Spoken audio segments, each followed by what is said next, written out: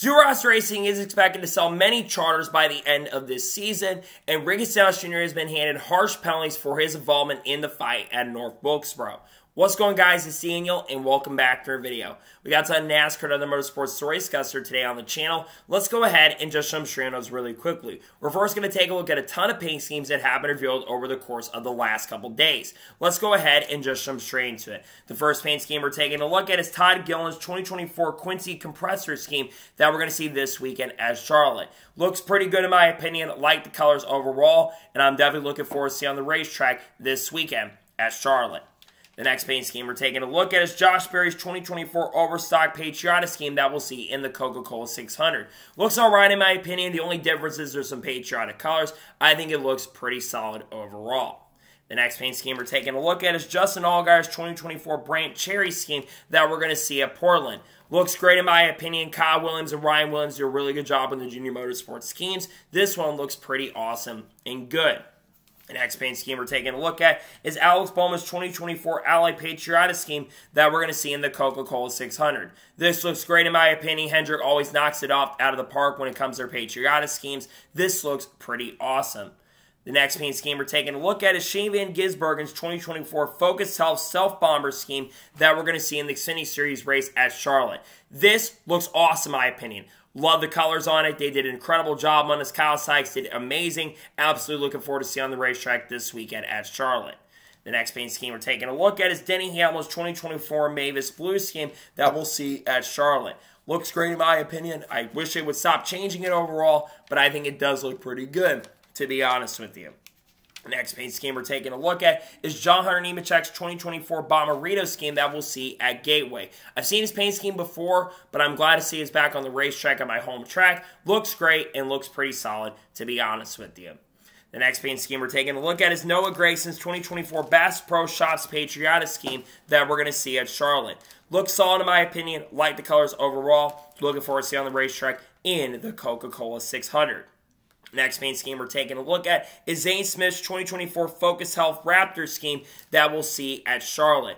Looks good in my opinion. A little different look at the Focus Health scheme, but I think it does look pretty good, to be honest with you. The next paint scheme we're taking a look at is Anthony Alfredo's 2024 Steel Group scheme that we're going to see at New Hampshire. Looks alright in my opinion. Glad to see that Anthony Alfredo does have a new sponsor for New Hampshire. The next paint scheme we're taking a look at is Ryan Preece's 2024 Haas Automation Patriotic scheme that we'll see in the Coca-Cola 600. Looks alright in my opinion. Love the colors of it overall. Looking forward to seeing on the racetrack at Charlotte. The next paint scheme we're taking a look at is Harrison Burton's 2024 Dex Imaging Patriotic scheme that we'll see in the Coca-Cola 600. Not as big a fan of this paint scheme, to be honest. They do a solid job with the red, white, and blue, but it's not my favorite paint scheme in my opinion. The next paint scheme we're taking a look at is Chase Briscoe's 2024 Mahindra Tractor scheme that we'll see this weekend. It's a little different. I like the black. I actually like this more than the red one, to be honest. I think this looks excellent. Looking forward to seeing on the racetrack at Charlotte.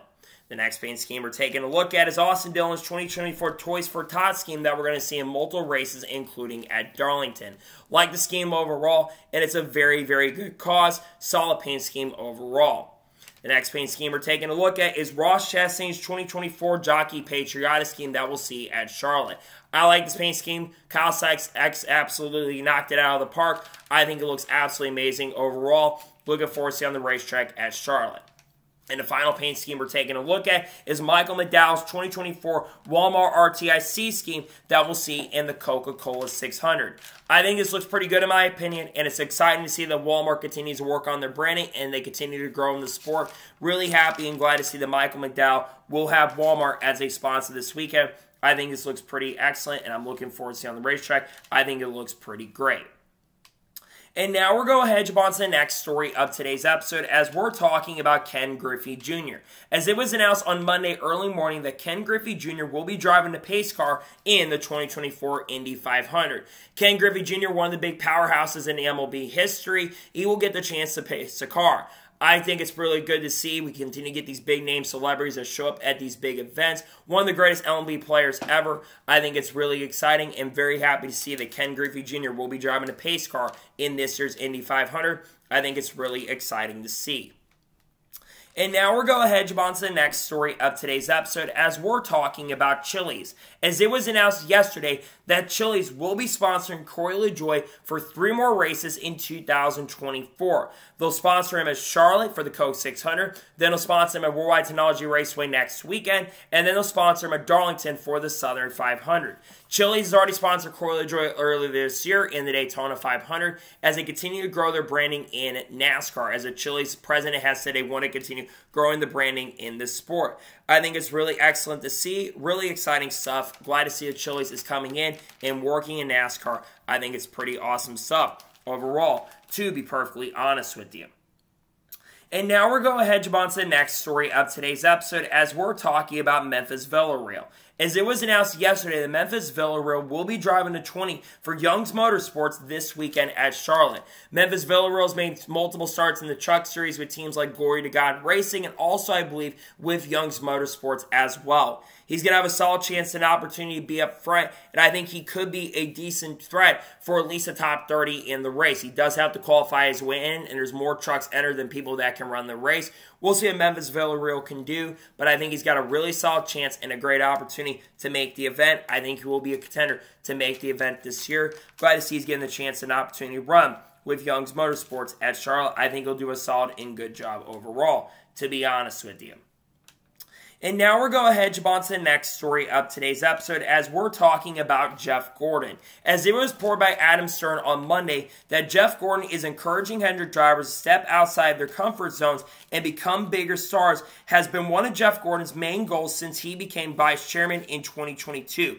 A vision that's now a fresh high with Kyle Larson. Kyle Larson, of course, will be competing in this year's Indianapolis 500 as he will start in 5th position. Now, obviously, weather could be a major factor. NASCAR has been told by Elton Sawyer, as he stated on Sirius and NASCAR Radio earlier today, that they do have plans to work with Hendrick and NASCAR to try to find a way to get Kyle Larson over there. But with the weather being an issue, they may have to pull Kyle Larson out completely.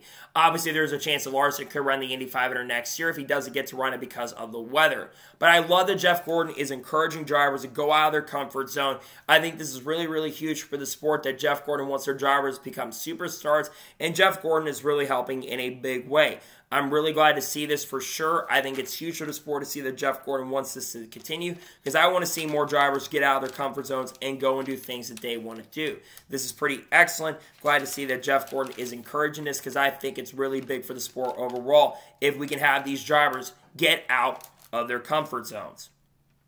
And now we're going to jump on to the next story of today's episode as we're talking about Indy 500 qualifying TV ratings. As it was reported by Adam Stern yesterday, that NBC got 1.145 million viewers for Indy 500 qualifying. That is up 35% from 2023, where the event got 842,000 viewers. I think someone quote tweeted that only 2 of the 3 sessions were on TV last year, while all the Fast 12, the Fast 6, and the Last Chance Qualifier were on NBC this year. But a big reason why the numbers are up is because of the Kyle Larson effect, which obviously IndyCar this year has really struggled with their TV ratings. So to see that the ratings are up for Indy 500 qualifying, I think is actually really, really huge for IndyCar as a whole. This is really, really exciting for the sport in general. Hopefully we can see more of this. Obviously the big draw is Kyle Larson being there, and we'll talk about the Cup ratings for the All-Stars, but that was actually up this year as well. So it's really exciting stuff to see that the Indy 500 qualifying ratings are up because, again, they've been struggling. IndyCar has this year. I'm just happy to see overall that the ratings are up for Indy 500 qualifying. It's really exciting stuff for IndyCar overall, to be perfectly honest with you. And now we're going to jump on to the next story of today's episode as we're talking about Roger Carruth. As it was reported by Adam Stern last night that Roger Carruth says that NASCAR working to have the best on-track product possible is going to be important for its fan diversity efforts. Because if the racing product is not very good, he says, how will the sport grow? Roger Carruth is absolutely on point here. NASCAR's on-track product is absolutely the most important thing to grow the sport. Sure, you do need to promote the sport, and you're not always going to have every single race be a barn burner and be the best race overall. But you do need to promote the sport. You need to also promote the sport, of course, but you also need those superstars to come in. But your racing product is the most important thing, and you need the racing product to be good. We've had issues with the short track racing, which we're going to talk about here in just a little bit. But to me, when I look at this, I think we need to see more promotion from NASCAR, and we also need to see the product get better out on the racetrack. If we can do that, I think the sport is going to go really far, and I think it's going to grow in a huge and massive way. Nonetheless, really interesting to see, and I'm glad to see that Roger Croup is talking about promotion in the sport and talking about growth for the on-track product, especially for their diversity efforts. And now we're going ahead to jump on to the next story of today's episode as we're talking about Dean Thompson. As it was announced on Monday morning that Dean Thompson will make his NASCAR Xfinity Series debut at Charlotte this weekend, driving the number 26 for Sam Hunt Racing. Dean Thompson currently drives full-time for Tricon Garage in the 5 truck and also run the ARCA race. So he's going to actually be running a triple header as he's going to be driving the 55 for Venturini Motorsports and ARCA and the 5 truck for Tricon Garage. Now, normally, if it was Dean Thompson driving in Xfinity, I would be questioning it. But I will give it that this is a really good track for Dean Thompson. He actually ran top 5 the whole entire event last year in the Truck Series, so I think Dean Thompson is going to have a solid chance and a strong opportunity to be competitive with Sam Hunt Racing. I think he's going to have a chance for a top 20 for sure. They've been inconsistent at times and have had some electrical issues and gremlins throughout the season, but I certainly think that Dean Thompson could have a very solid and good run. I think he'll be a threat and contender for at least a top 20. Glad to see Dean Thompson will be making his NASCAR Xfinity Series debut this weekend with Sam Hunt Racing, one of the big TRD organizations. And now we're going ahead to jump on to the next story of today's episode as we're talking about Ty Gibbs. As it was reported by Austin Kensky from Motorsports Wire that Ty Gibbs will be driving a 20 car for Joe Gibbs Racing in the NASCAR Xfinity Series this weekend at Charlotte. Initially, it was announced that Eric Almirola was going to be driving a 20 car for JGR in the Xfinity Series race, but I guess things have changed in recent weeks. Kind of like deja vu considering what happened in 2007.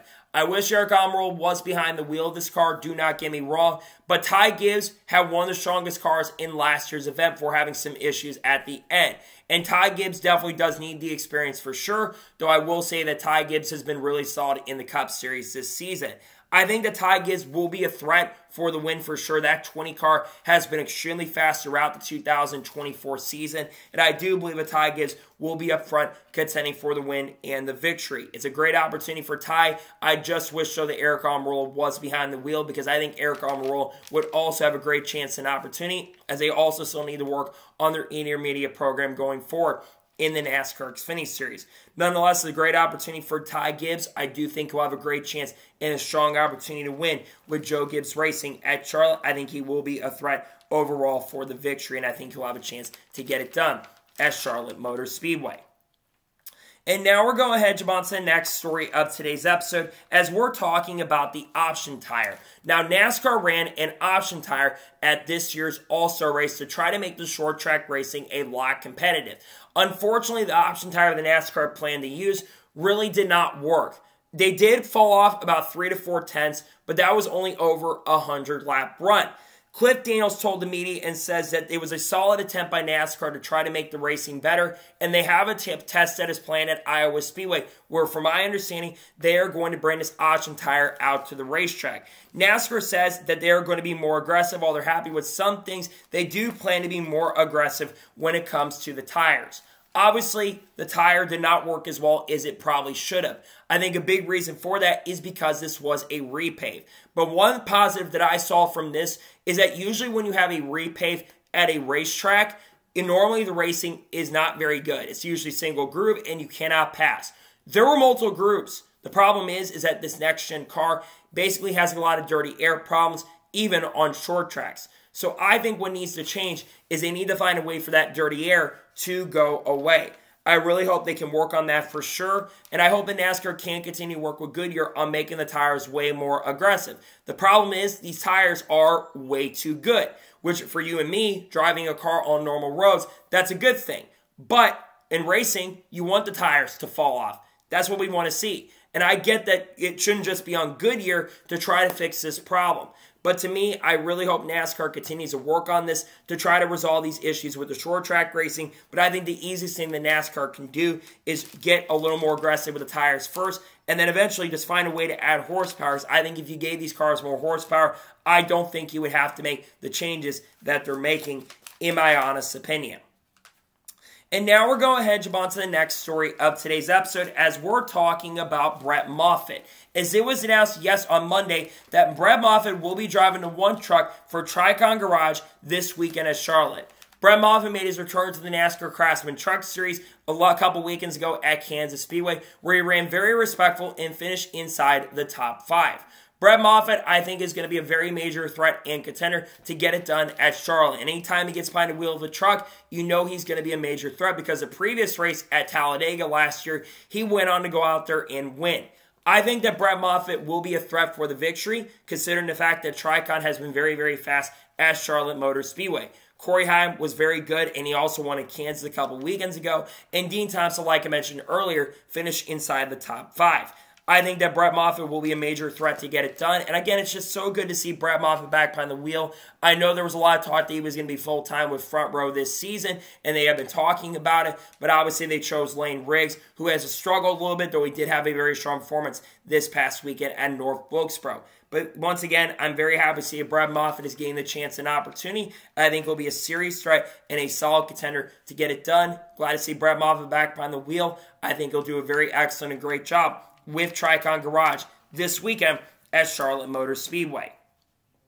And now we're going ahead and jump on to the next story of today's episode as we're talking about Andres Perez de Lara.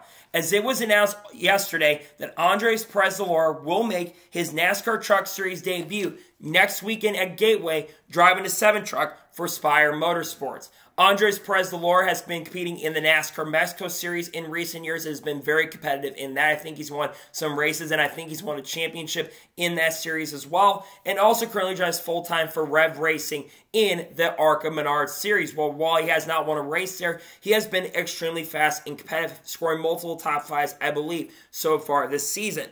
Andres is a very talented driver, and I think he's going to have a good chance and opportunity. This truck has been very, very competitive so far in 2024. We've seen Connor Zilisch nearly win his debut where he finished 4th after going a lap down at one point. Kyle Busch has won 2 races in this truck, and Corey LaJoie has shown some decent pace and speed. And Connor Mosack struggled, but he did qualify very, very well. What are my expectations in his debut? I do think that Andres Perez is going to have a decent chance and opportunity to go out there and get at least a top 10 or maybe a top 15. But realistically, I don't think he's going to go out there and win. This is one of the best trucks in the field. Do not get me wrong. This is basically the 51 truck, but I don't expect Andres Perez to go out there and contend for the victory, considering this is going to be his first start. But again, I'm very happy to see he's getting the chance and opportunity to make his debut, and I do believe he'll have a really good chance to be up front in the event. We'll see what Andres Perez can do. A great opportunity chance, though, that he'll make his NASCAR Truck Series debut this weekend at Gateway, next week, I should say, at Gateway. And now we're going ahead and jump on to the next story of today's episode as we're talking about the Money Team Racing. As it was officially announced yesterday that the Money Team Racing is rebranding to Team Ambervet. They'll be returning this weekend at Charlotte Motor Speedway for the Coca-Cola 600, a course with the number 50, and Ty Dillon will be driving this car. This will be, I believe, Ty Dillon's 4th or 5th NASCAR Cup start of 2024. Now, the last time his team ran the Coca-Cola 600, they completely struggled. They were 20 laps down, but to their credit, because a lot of drivers fell out because of the attrition issues, they ended up finishing, I believe, in 25th or 26th in the race, which I think was their best finish they ever had in NASCAR Cup competition. They were expecting to make a return at the Daytona 500 earlier this year, but unfortunately those details fell through, and now they've got Team Ambervet funding the team overall. It's good to see that this organization is back, though I will say that I don't expect much of them. I think they're going to struggle in the race, and it's interesting they've chosen Ty Dillon. They could have gone after someone like a Matt DiBenedetto or even a Jeffrey Earnhardt, who's competing in the Truck Series race on Friday evening. I think this team will not be fast, to be honest. I think they're going to struggle overall, but I think it's a great opportunity to see that the Money Team is making a return and they're rebranding to a new organization as a whole. It's a great opportunity for them. And again, just good to see that they're back on the racetrack. Ty Dillon is a decent driver to go with. I wouldn't say Ty Dillon's a driver that's going to set the world on fire for you, but I do think that he'll do a decent job. We'll see how he ends up doing. We'll see how the team ends up doing. But I'm glad to see that they're back, and Ty Dillon will be the driver of this organization at Charlotte Motor Speedway. And now we're going ahead, jump on to the next story of today's episode as we're talking about Shane Van Gisbergen. As it was confirmed that Shane Van Gisbergen will be driving the 16 for Kaulig Racing in the Coca-Cola 600. This will be Shane Van Gisbergen's first mile-and-a-half Cup Series start and first intermediate start in the Cup Series. Now, this was on his original schedule, and WeatherTech is going to be the sponsor. This is going to be a must-watch race for people from Australia and New Zealand because I think that SVG is going to be decent in this race. But we do have to remember one thing. This is Kaulig's Cup team. And the Cup team that Kaulig has currently at the moment right now has just been struggling overall. They haven't had the overall pace and speed to contend. Outside of when SVG had a top 10 car at COTA, they've been struggling for the most part. I will say they ran solid at Dover with AJ Allmendinger, but Allmendinger is a very good talent. And don't get me wrong, SVG I think is very, very talented, and I think he will do a good job overall. But I'm not expecting Shane Van Gisbergen to go out there and win. I think realistically a top 25 is pretty possible, and I think he could have a good run. I just don't expect him to overall set the world on fire. But I think that SVG will at least get a top 25, and maybe just maybe with the attrition rate, and if SVG can keep his equipment under him, I could see him doing a very solid and good job. Glad to see, though, he's getting the chance and opportunity to drive, and glad to see he'll be driving the 16 car with Kaulig, and he's got a few more starts scheduled. He'll be running double duty as he'll run the Xfinity race and the Cup Series race this weekend as well. And now we're going ahead, jump on to the next story of today's episode as we're talking about the All-Star Race TV ratings. As it was reported by Adam Stern yesterday that the FS1 got 2.573 million viewers for Sunday's NASCAR All-Star Race at North Wilkesboro. That is up 17% from 2023, where the race got 2.203 million viewers. That is an increase by over 370,000 viewers. That is absolutely huge, considering that this is actually more watched than even the 2022 edition, where that race was at Texas Motor Speedway. Generally, races at small markets and short tracks don't do very well. But I took a look at the market that made a big reason for this increase. The third biggest market was Indianapolis. A lot of people were very intrigued to see how Kyle Larson was going to do with no practice and qualifying at North Wilkesboro. Kyle Larson, of course, ended up finishing fourth, which is extremely impressive. And to see that number be up to 2.57 million is huge. Next year, we know that North Wilkesboro is going to be hosting the All-Star Race again. The rest schedule has not been announced at this point, but I think that is a very solid and a really good number overall. So to have over 2.5 million people tune in to a race on FS1, which we know cable's been losing a lot of their numbers in recent years, I think is really, really huge. So I'm very happy about this. I'm glad to see that the numbers are up. And once again, just glad to see that 2.203 million people tune in. I think that's a really huge and big number overall. And it's good to see that the All-Star Race TV ratings are up. Really awesome and great stuff overall, to be honest with you. And now we're going ahead, jump on to the next story of today's episode as we're talking about Josh Bilicki. As it was announced yesterday that Josh Bilicki will be driving the 19 car for Joe Gibbs Racing in select races in 2024, starting next week at Portland Raceway. Josh Bilicki has been a grinder for many, many years. This is definitely a major shock for me, but this is a really excellent move if you were to ask me. I consider Josh Bilicki to be one of the hardest working drivers in the industry. He's worked his way, he's grinded his way, and has done a very solid job, especially on road courses. It would not shock or surprise me if Josh Bilicki in his NASCAR Xfinity Series debut goes out and wins. Though I will say he's going to have a very difficult time considering AJ Allmendinger, Shane Van Gisbergen is going to be in that race. Austin Hill's been solid on road courses. Justin Allgaier's been good. Cole Custer won the race last year. You've also got Haley Deegan running that event. There is going to be a stacked field when we go to Portland next week. And now the rest of the schedule for Josh Bilicki has not been announced at this point. But I do believe that Josh Bilicki is going to be a very solid and good contender for the win. It's an amazing opportunity. I'm glad to see he gets it because I think he deserves a chance and opportunity. Looking forward to see Josh Bilicki drive with JGR at Portland.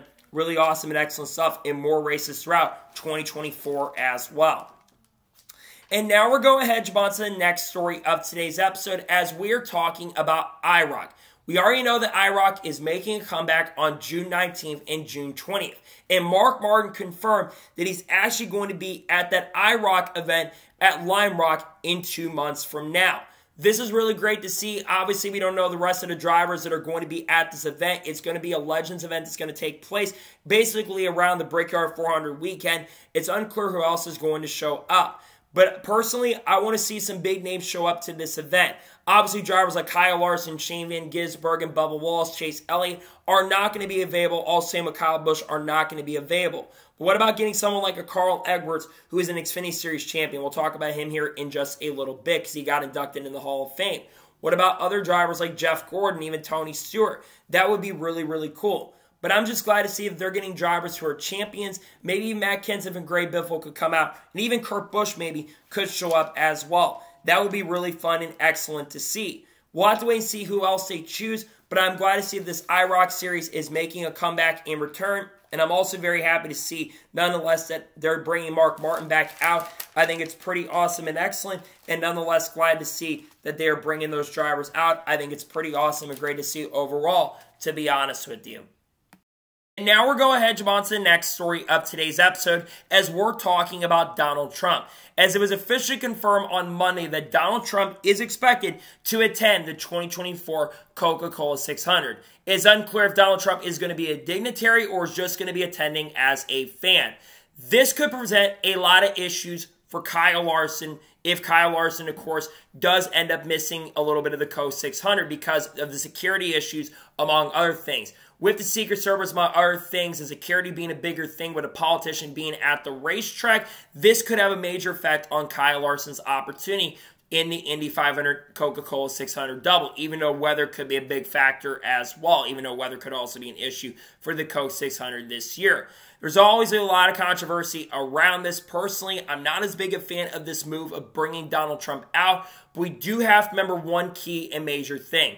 This is not NASCAR doing this. This is SMI, because guess who owns Charlotte Motor Speedway? Speedway Motorsports Incorporated. This is interesting to see for sure that Donald Trump is going to be at the racetrack. Personally, like I said, I'm not as big a fan of this move. I've always kind of said keep politics out of sport, regardless if it's conservative or liberal, among other things. I really don't care about the political stuff nowadays too. So personally, just keep it out of the sports. I just want to watch motorsports. That's all I really care about at this point. But it's a big story that Donald Trump is going to be at the Coca-Cola 600 this year. We did see ratings go up for the Miami Grand Prix, and I think a big reason for that is because Donald Trump was in the McLaren pit box, so maybe we'll see ratings go up and people will talk about this. This could have a lot of negative headlines, though, on the sport because of the fact that Donald Trump is going to be there. I could see some negative headlines coming out of this for sure. We'll see what ends up happening, though, in regards to that.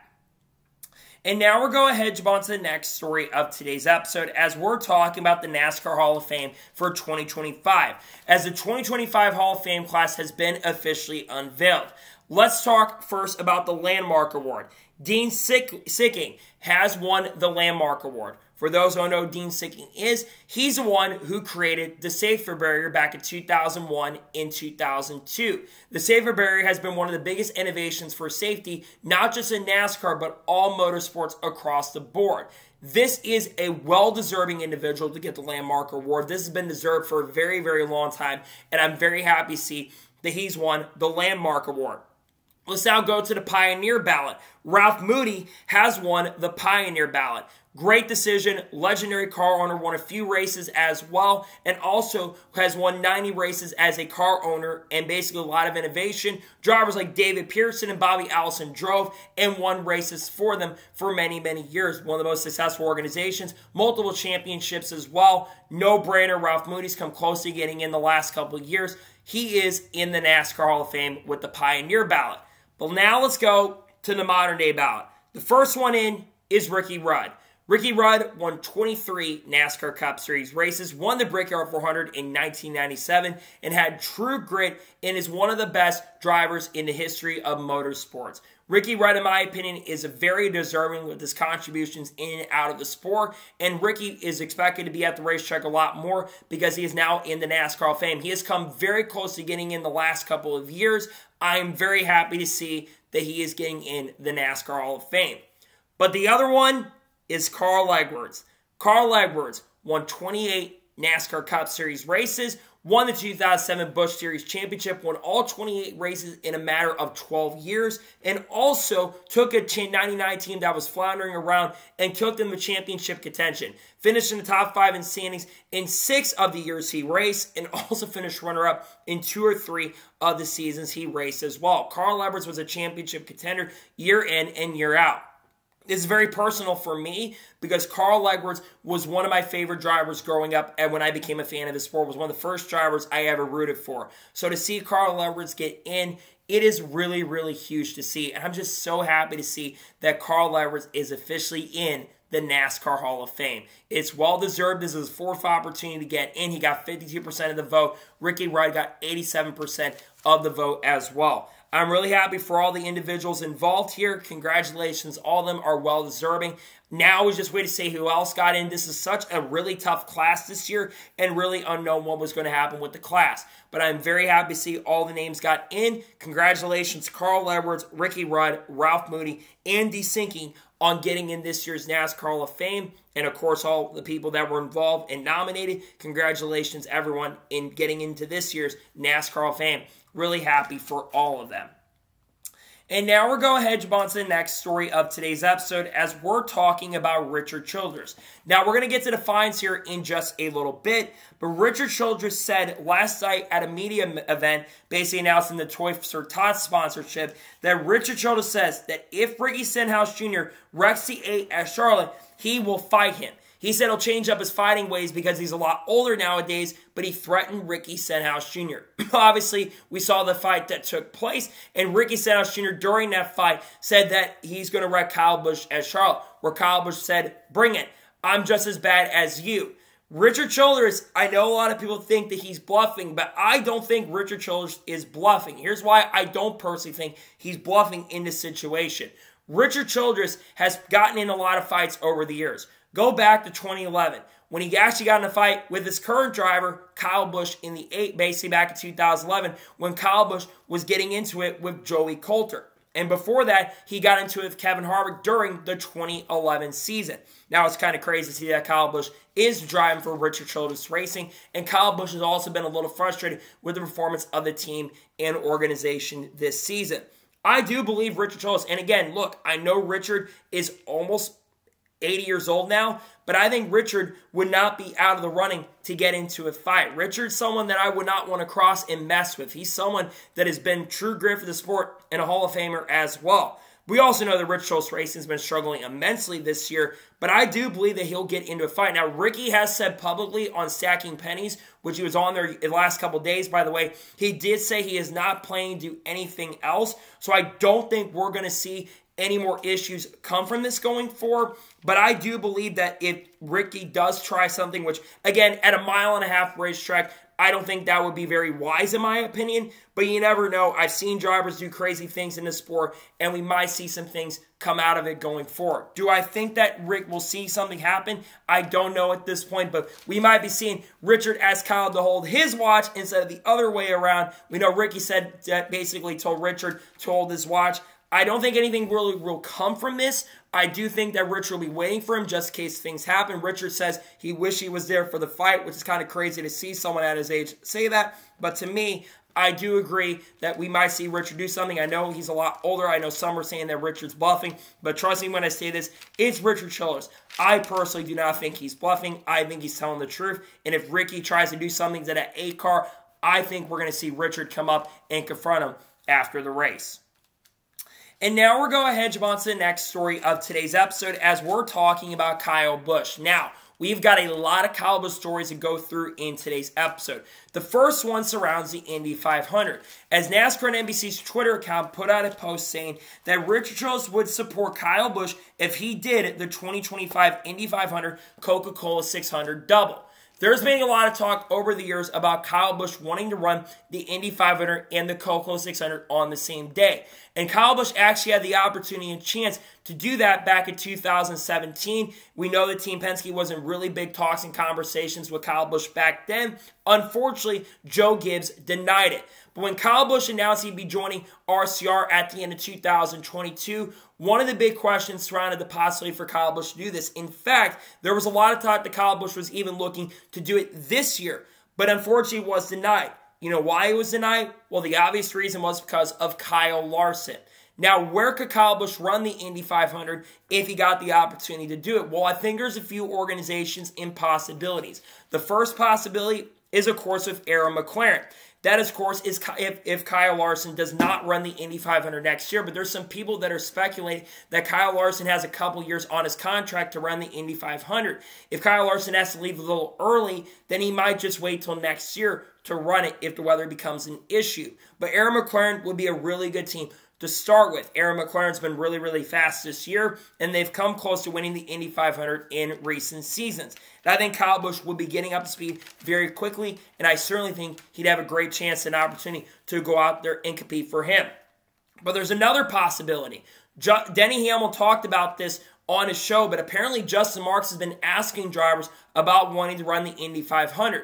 There's been a lot of chatter in the last couple of years that Justin Marks is interested in running the Indy 500 with a certain drivers. Now, obviously, I think if Justin Marks was to run the Indy 500 with the driver, it would probably be first Shane Van Gisbergen, considering SVG is one of the most versatile drivers in the world, and I certainly think that Shane Van Gisbergen would get up to speed very quickly. Scott McLaughlin came from the supercars world, and he got up to speed very quickly and was extremely competitive. I think that he would be the first driver that would get the chance to run it. But I wouldn't be surprised if Justin Marks has asked Kyle Busch about doing it. And I think that Dreyer Reinbold and Cusick Motorsports have been talking to Justin Marks about this as well. There was a lot of talk they were talking to Kyle Larson a few years ago. So I think that if Kyle Busch was to run the Indy 500, I don't think it's going to be with Team Penske. I think it more than likely would end up being with a team like Dreyer Reinbold perhaps, or would be with Aaron McLaren. That's who most likely will do it if it ends up happening, and we'll see what ends up happening on that front. But again, I would love to see Kyle Busch run the Indy 500. He doesn't have a lot of time to do it, in my opinion, but I think if there's a chance for it to happen, I do believe that it could end up happening in the next couple of years. We'll see what ends up happening, and we'll see if Kyle Busch does, in fact, in the not-so-distant future, finally decide to run the Indianapolis 500. I think will most likely be one of those two organizations he would end up running with. And now we're going ahead to jump on to the next story of today's episode as we're talking about Kyle Busch once again. As it was officially confirmed on Monday morning that Kyle Busch will be returning to the NASCAR Xfinity Series in 2024, driving the number 33 car for Richard Childress Racing with Rebel Bourbon and BetMGM as the sponsors. This will be Kyle Busch's first start in the NASCAR Xfinity Series in 2024, as last year Kyle Busch ran 5 races in the NASCAR Xfinity Series with Kaulig Racing. Well, technically 4 because he didn't get to run the Charlotte race because he had to go focus on running the Coca-Cola 600.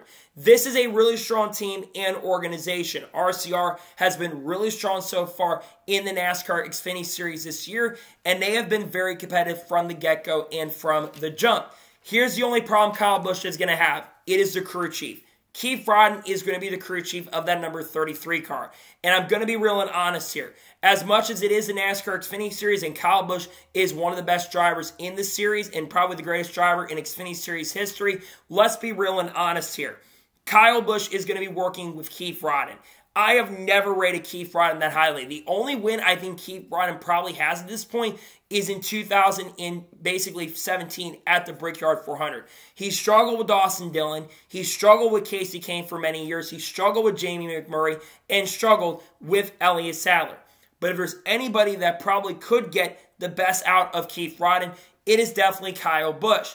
Now, I am not sure at this particular moment in point if this is the only race that Kyle Busch is going to run in the Xfinity Series. I wouldn't be surprised if he runs all 5 races because this is the only race that he has scheduled at the moment, but this could be multiple races. There's other races that he could run. He could run Darlington later this year because that race is not in the playoffs for the Xfinity Series. There's a few other races that are potential options. There's some road courses coming out. I think that there's a few coming down the road. I think Sonoma is a race that Kyle Busch could run as well. Get a little experience there with the RCR and make their program a little bit better.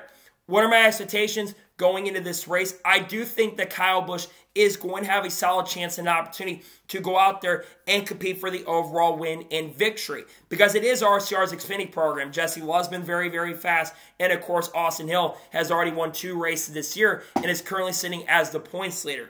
I think Kyle Busch is going to have a very strong chance and a great opportunity to get it done, and he's going to be in a very stacked Xfinity Series field. Chase Elliott's running. Noah Gragson's running. Ty Gibbs is running. Haley Deegan is in the event. Austin Hill, Shane Van Gisbergen, AJ Allmendinger. You name it. There's a lot of big names in this event, and I am very excited to see Kyle Busch get back in the Xfinity Series once again. I do believe that Kyle Busch is going to have a really strong chance and a great opportunity to get it done. We'll see how he ends up doing, and we'll see what Kyle Busch can do. But once again, Kyle Busch will be in the NASCAR Xfinity Series once again. He'll be driving a 33 car. I think he'll have a great chance and a strong opportunity to win with Rich Choate Racing in the NASCAR Xfinity Series. I think he'll be a major threat and contender to get it done. And now we're going ahead and jump on to the first of 2 major stories in today's episode, as we're talking about Ricky Stenhouse Jr.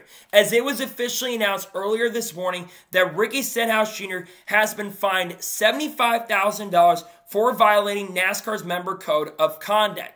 Ricky Stenhouse Sr. has been suspended indefinitely and his hard car has been removed. One pit crew member, I believe, from the 4017 has been suspended for 4 races, and I think another member of the 4017 has been suspended for 8 races as well. Seeing Ricky Stenhouse Sr. get suspended indefinitely is not a major shock or surprise to me. I kind of expected that, considering the fact that Ricky Stenhouse Sr. is not part of the pit crew and not part of the team at all and got involved in the fight. Same with the pit crew members. I have no problem with those people getting in trouble. Here's where I have the problem. We'll get to that in just a second. Obviously, Ricky Stenhouse Jr. said he was going to fight Kyle Busch and was basically told the media, hey, wait after the race because I think I'm going to go after Kyle Busch. This all happened on lap number 2 of the race where Ricky Stenhouse Jr. looked like he might have put Kyle in the wall, but obviously Kyle Busch did not get put in the wall. But Kyle Busch then intentionally wrecked Ricky Stenhouse Jr. after the incident. He said he was going to wait for him, and then punches and shoves were thrown after the race. Kyle Busch was thrown, and Kyle Busch also, by the way, did not receive any sort of penalty. Look, like I said a second ago, I have no problem with Ricky Stenhouse Sr. getting in trouble for this, and I have no problem with the pit crew members getting in trouble for this, because the pit crew members do not need to be getting involved with a fight like this. I really have no problem with that. My problem is with the fact that Ricky Stenhouse Jr. got a $75,000 fine and Kyle Busch got nothing. Kyle Busch intentionally wrecked Ricky Stenhouse Jr. My best guess, the reason that Kyle Busch did not get a penalty is because it was a small short track. It's not like 1.5 miles, and he didn't right rear him, so that's probably why he didn't receive a penalty. But Ricky Stenhouse Jr. getting a penalty, a little harsh in my opinion. $75,000, especially considering the fact that NASCAR has been promoting the hell out of this fight. And this has been viewed by so many people. A lot of big names have talked about this. Pat McAfee has talked about this on his show. Kenny Wallace's video, I think, is like 250,000 views on YouTube. Jordan Bianchi's video on Twitter got 4 million views, and thousands of people retweeted and talked about this. NASCAR and Charlotte have also been promoting this fight. What's so hypocritical about this to me is the fact that Stenhouse got this big of a penalty. And I'm not saying that drivers can show emotion. I think that I don't agree with some of the people that like Stenhouse, Daniel Suarez saying that drivers aren't allowed to show emotion. Again, I think a big reason why Stenhouse probably got a penalty to an extent is because it was premeditated. That's my guess and assumption is what happened. But I'm not a fan of Ricky Stenhouse Jr. getting a $75,000 fine. I think that's a little bit excessive in my opinion. And if I'm Ricky Stenhouse Jr., I'm appealing this because I think this is a little overkill on NASCAR's end. If it was like a $25,000 fine, I probably wouldn't have a problem with it. Maybe even like a $30,000 fine, I wouldn't have an issue with it. But $75,000 for throwing a punch and it being, again, being premeditated is probably the big reason why he got in a lot of trouble. But I just certainly do not agree with this. I think this is the wrong call. I don't justify this. I think this is the wrong call in my opinion. And I think NASCAR went over the line on this. I don't think NASCAR is consistent considering, like I said, how much they've been promoting this on social media. Because if you're going to promote this fight as much as you have promoted it, don't promote it as much. Because in my opinion, like I just said a second ago, they have promoted this fight so much.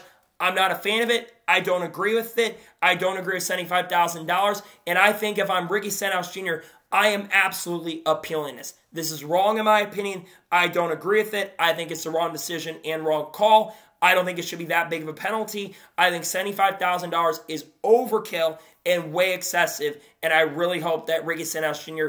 does go ahead and appeal this, because personally, I think this is a wrong decision and wrong call overall. To be perfectly honest with you, I hope Ricky Stenhouse Jr. goes ahead and appeals this penalty. And now we're going to jump on to the final major story of today's episode, as we're talking about Stewart-Haas Racing. Now, we have talked a lot about Stewart-Haas Racing on the channel over the course of the last couple weeks. But now we're getting official reports on the future of Stewart-Haas Racing.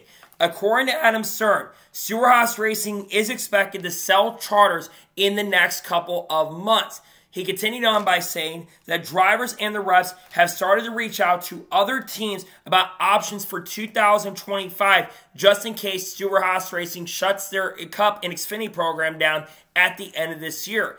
And according to Adam Stern, an announcement on charter sales involving Stewart-Haas Racing could come within weeks of now. The fact that Adam Stern is reporting this is absolutely huge. There has been a lot of rumblings and rumors. It all started early this year where Stewart-Haas Racing was maybe going to switch manufacturers. Then we got reports that Stewart-Haas Racing might sell only one charter. Then we got reports that SHR might be selling 2 charters at the end of this year. Then a couple weekends ago, it was reported that Stewart-Haas Racing could be merging with Front Row Motorsports. Then we started getting reports after Michael McDowell news came out that Stewart-Haas Racing might be selling buildings. It might be selling the whole entire operation altogether. And according to that report, it sounds like the charters are going to be going for less money. Brad Keselowski even mentioned this on the Fox pre-race show, that it sounds like charters are going to be going for less money, around $20 to $30 million. Compared to how much Live Fast Motorsports sold their charter to Spire, which they sold for $40 million. It sounds like Stewart-Haas Racing altogether could be shutting down at the end of this year. If this truly is the end of Stewart-Haas Racing as we know it, and SHR is completely going away, there's talk that their Xfinity Series program still could be around. But if this truly is the end for Stewart-Haas Racing, then man, it is going to be a really sad day for the sport. Stewart-Haas Racing was one of the first organizations I really rooted for as a young fan. I was always a big Tony Stewart fan. He was really the first driver I rooted for as a kid. And when it was announced he was going to be opening up SHR, it really became a great thing. But SHR, it's no secret, has been struggling a lot in recent years. You look at their performance, it's been on a major decline. They lost Kevin Harvick at the end of last year. They lost the Busch funding. They lost Eric Almirola at the end of last year. They lost the funding from Smithfield. And they've had issues getting funding. Yes, Josh Berry and Noah Gragson have been able to find the funding. But since Kevin Harvick left, this team's been struggling. Now, don't get me wrong, their performance this year in 2024 has been up a lot. But the drivers at SHR don't even think they're going to have jobs next year at this organization. Chase Briscoe has stated that he really has not been allowed to go and speak to other organizations and teams right now, despite the fact he probably has been talking to other teams and organizations. Now, what happens to those charters? We'll talk about that in a second. But let's begin with the drivers first. Where do the drivers go if Stewart-Haas Racing shuts down? Chase Briscoe, I think, ends up at the Wood Brothers next year. There's been a lot of talk and rumors and rumors that Harrison Burton is likely out of the Wood Brothers due to the lack of performance at the organization. Harrison Burton, I could see being part-time with Rick Ware Racing or being back in Xfinity or even going to TV next year. I've heard that he's been out for a while of the organization. Harrison Burton has driven that 21 car and has struggled immensely. Ryan Blaney made the playoffs in that car. Matt Benedetto made the playoffs in that 21 car. Harrison Burton has gotten worse every single season since he started driving the 21 car. That 21 car is a fourth Penske car. And Chase Briscoe would do a lot better in that 21 car than Harrison Burton has been doing. So I think that's where Chase Briscoe is going to go. And he's got sponsorship too. High Point and Mahindra could potentially fall him over there to the 21 car next season. They really like Chase Briscoe. I think that's where he'll end up. Let's now go to Noah Gragson. Noah Gragson, I think he potentially could end up at an organization like, let's say, Richard Childress Racing, or Trackhouse or JGR. Probably not Joe Gibbs Racing because of the fact that Toyota really doesn't want to work with Noah Gragson. So I think RCR is the most likely landing place. He could go to front row too, but Bass Pro and that connection, I think it makes a lot of sense. And I actually think Austin Dillon may be going to more of an executive role next year. So I think Noah Gragson could go to the 3-car and be teammates with Kyle Busch. I think Noah Gragson, because of how good he's been doing, I think a lot of teams are looking at Noah Gragson for 2025. And maybe if Kyle Busch decides to finally retire at the end of the year, I don't think it's going to happen, by the way, but maybe we see him go to the A-car. That could be a possibility, too. Then you've got Josh Berry. Josh Berry, I'm not worried about him.